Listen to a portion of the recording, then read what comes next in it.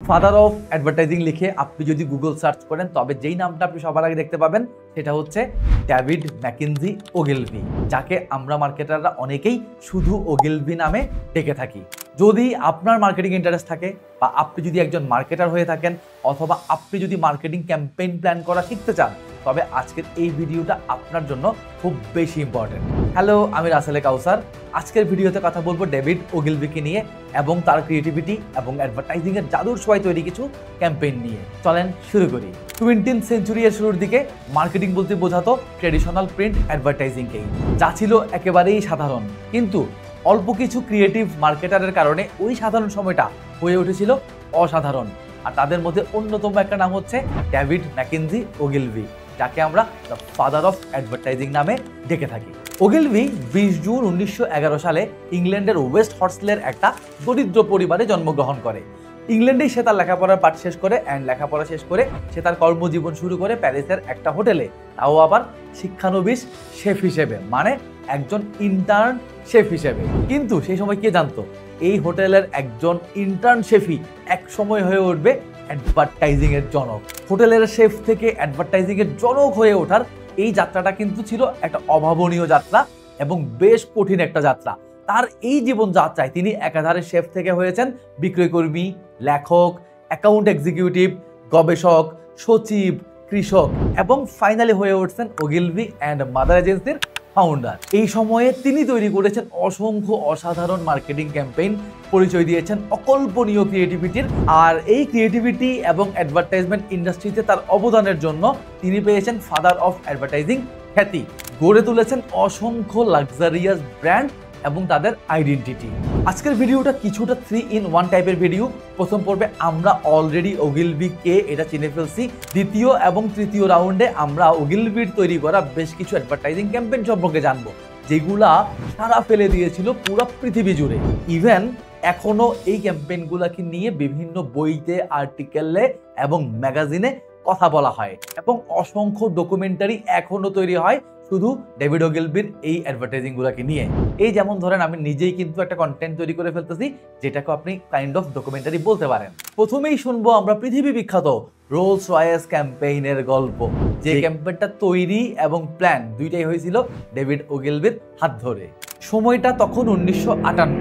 Rolls Royce তখন একটা luxury brand হিসেবেই পরিচিত ছিল এবং the best car in the world এই স্লোগানটাকে ব্যবহার করেই তারা কয়েক দশক ধরে তাদের গাড়িগুলা সেল করে আসছিল। পৃথিবী বিখ্যাত কার কোম্পানি হবার পরও ওই সময় রোলস রয়েস একটা প্রবলেম ফেস করা শুরু করে। রোলস রয়েস তখন ফিল করতেছিল তাদের আরেক কম্পিটিটর, অর্থাৎ পৃথিবীর আরেক বিখ্যাত কার ম্যানুফ্যাকচারিং জায়ান্ট ফোর্ডের সাথে কম্পিটিশনে টিকে থাকার জন্য এই মার্কেটিং স্ট্র্যাটেজি যথেষ্ট না, তাদেরকে আরো ডিফারেন্ট কিছু ভাবতে হবে। তারা আরো ফিল করতেছিল তাদের দরকার ইউনিক কিছু একটা, যাতে সহজেই ফোর্ডের সাথে এই কম্পিটিশন ওভারকাম করা যায়। আর এই দায়িত্ব পড়লো ডেভিড ওগিলভি এর উপর। ওগিলভি সবসময় অ্যাডভার্টাইজিং এ রিসার্চকে অনেক বেশি গুরুত্ব দিতেন। এক্ষেত্রেও তিনি শুরুটা করলেন রিসার্চ দিয়েই। তিনি রোলস রয়েস সম্পর্কিত সকল ধরনের ম্যাগাজিন, ডকুমেন্ট, আর্টিকেল পড়তে শুরু করলেন। এমনকি রোলস রয়েসের ফ্যাক্টরিতে গিয়ে কথা বললেন ইঞ্জিনিয়ারদের সাথে, শেখার চেষ্টা করলেন সবকিছু মানে একদম সবকিছু।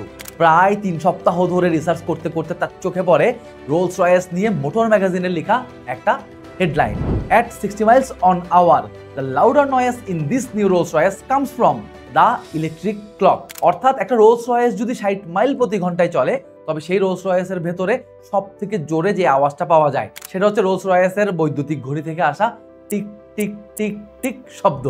তিনি এই লাইনটাকেই বেছে নিলেন মার্কেটিং ক্যাম্পেইনের হেডিং হিসেবে, যা ছিল অনেকটা ইউনিক এবং অন্যতম সাহসী সিদ্ধান্ত। কারণ তখনকার সময় লাক্সারি ব্র্যান্ড কারগুলার গাড়ির বিশেষত্ব হিসেবে দ্রুত, আরামদায়ক, ক্লাসি ইত্যাদি ব্যবহার করা হতো। নীরবতা বা সাইলেন্সও যে একটা লাক্সারি গাড়ির বৈশিষ্ট্য হতে পারে তখনকার সময় তা কেউই ভাবতে পারেনি।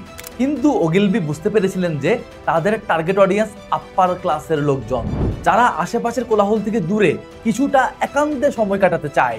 এই জন্য নীরবতাকেই মেইন ফিচার হিসেবে তুলে ধরেন এই ক্যাম্পেইন। এজন্যই ওগিলভি নীরবতাকেই মেইন ফিচার হিসেবে তুলে ধরেন এই ক্যাম্পেইনে। আর এই লাইনটার মাধ্যমে আহ্বান জানালেন রোলস রয়েসের লাক্সারি দুনিয়ার সদস্য হওয়ার। হেডলাইনের মতো এর ডেসক্রিপশনও ছিল দুর্দান্ত। ডেসক্রিপশনের মাধ্যমে ফিচার করলেন আরও 13টা ইউনিক ফিচারকে, এবং ক্যাম্পেইনটা বিশেষভাবে সাড়া ফেললো কাস্টমারদের কাছে। অজস্র মানুষকে আগ্রহী করে তুললো তাদের লাক্সারিয়াস দুনিয়ার সদস্য হতে। আর এই ক্যাম্পেইনের মাধ্যমে রোলস রয়েসও পরিণত হলো ওয়ার্ল্ডস লাক্সারিয়াস ব্র্যান্ডে। আপনি যদি বর্তমান সময়ের সাথেও রোলস রয়েসের সেই হেডলাইন এবং কপি কম্পেয়ার করেন, এই ক্যাম্পেইনটাকে স্টিল পৃথিবীর শ্রেষ্ঠ ক্যাম্পেইনগুলোর মধ্যে একটা হিসেবে আপনি এখনো কনসিডার করতে পারবেন। এইবার চলেন ওগিলভির সৃষ্টি করা আরেকটা ক্যাম্পেইনের গল্প শুনি। আর এই ক্যাম্পেইনটার নাম হলো হাতাওয়ে শার্ট ক্যাম্পেইন। এবারের সময়টা 1951। আমেরিকার ওয়েস্টারভিল শহরের 100 বছরের পুরনো একটি ক্লথিং ব্র্যান্ড, যার নাম হচ্ছে হাতাওয়ে। হাতাওয়ে এর আগে কখনোই অ্যাডভার্টাইজিং করেনি। এই ব্র্যান্ডটার প্রধান ইলেটন জেটকে চাচ্ছিলেন তার এই ক্ষুদ্র ব্যবসাটাকে বড় করে তুলতে, কিন্তু সমস্যাটা হলো তখন তাদের বাজেট ছিল আসলে খুবই সামান্য। সো তাদের কাছে প্রত্যেকটা ডলারই ছিল তখন অনেক বেশি মূল্যবান। তিনি ওগিলভি সম্পর্কে আগে থেকেই জানতেন, তাই তিনি তার এই ব্র্যান্ডটাকে বড় করার দায়িত্বটা ওগিলভির কাঁধেই দিতে চেয়েছিলেন। তিনি ওগিলভিকে গিয়ে তার বাজেট স্বল্পতার কথাও জানালেন এবং এটাও জানালেন তার সর্বমোট অ্যাডভার্টাইজিং এর পেছনে বাজেট হচ্ছে $30,000। এবং তিনি এটাও জানতেন যে ওগিলভি এত কম বাজেটে আসলে কাজ করেন না। এই কারণে তিনি ওগিলভিকে দিলেন দুইটা নিশ্চয়তা, যার প্রথমটা হলো কোম্পানি যতই বড় হোক না কেন ওগিলভির এজেন্সিকে তিনি কখনোই ফায়ার করবেন না, এবং দ্বিতীয়টা হলো তার কপির একটা শব্দও কোনোদিন তিনি পরিবর্তন করবেন না। তার এই অফারের মাধ্যমে ওগিলভিকে তিনি তখনকার অন্যতম দুইটা সমস্যা থেকে মুক্তি দিলেন। আর এই কারণে ওগিলভি এই অফারকে মানা করতে পারলেন না, নিয়ে নিলেন হাতাওয়ে এর মার্কেটিং ক্যাম্পেইনের দায়িত্ব। ওগিলভি দায়িত্ব নেওয়ার পর প্রথমেই ঠিক হলো যে আর দুইটা ব্র্যান্ডের মতো একজন মডেল হাতাওয়ের সুন্দর কিছু শার্ট পরে সুদর্শন ভদ্রলোকদের মতো কিছু ছবি তুলবে এবং তা মার্কেটিং ক্যাম্পেইনে ব্যবহার হবে। কিন্তু এর ভেতরে কিন্তু কোনো ইউনিক কিছু ছিল না, যা ওগিলভি এর জন্য ছিল অত্যন্ত বোরিং। তিনি আউট অফ দ্য বক্স কিছু করার চিন্তা করলেন। ফটোশুটে যাওয়ার পথে একটি ফার্মেসি থেকে তিনি কয়েকটি আই প্যাচ কিনলেন। তো আই প্যাচ মানে হলো ওই যে পাইরেটরা তাদের একটা চোখ যে ঢেকে রাখে কিছু একটা দিয়ে, ওইটাই হলো বেসিক্যালি আই প্যাচ।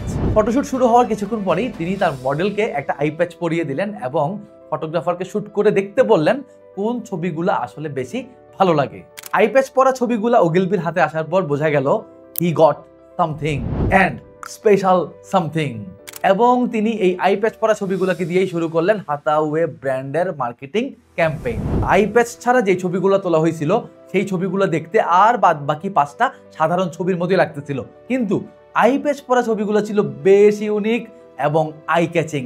এই ছবিগুলো অডিয়েন্সের মনে একটা কিউরিসিটি তৈরি করছিল যে এই মডেলের চোখে আই প্যাচ কেন, তার একটা চোখ কি নষ্ট, আর নষ্ট হলে সেটা কিভাবে নষ্ট হলো, ইত্যাদি ইত্যাদি এবং ইত্যাদি টাইপের কিউরিসিটি। অ্যান্ড এই অ্যাডভার্টাইজমেন্টের ফলাফলও ছিল অকল্পনীয়। মাত্র $3,176 খরচে 1 সপ্তাহের মধ্যে হাতাওয়ের সকল শার্ট বিক্রি হয়ে গেল। 100 বছরের পুরনো শার্ট মেকার হাতাওয়ে পরিণত হলো আমেরিকার অন্যতম সেরা শার্ট ব্র্যান্ডে। এই ছিল অ্যাডভার্টাইজিং এর জনক ডেভিড ওগিলভি এর তৈরি করা অন্যতম দুইটা মার্কেটিং ক্যাম্পেইনের বর্ণনা। আর তিনি এইরকম অসংখ্য ইউনিক মার্কেটিং ক্যাম্পেইন তৈরি করার মাধ্যমেই অ্যাডভার্টাইজিংকে নিয়ে গেছেন অন্য লেভেলে। আর এই কারণেই ডেভিড ম্যাকেনজি ওগিলভিকে ডাকা হয় ফাদার অফ অ্যাডভার্টাইজিং।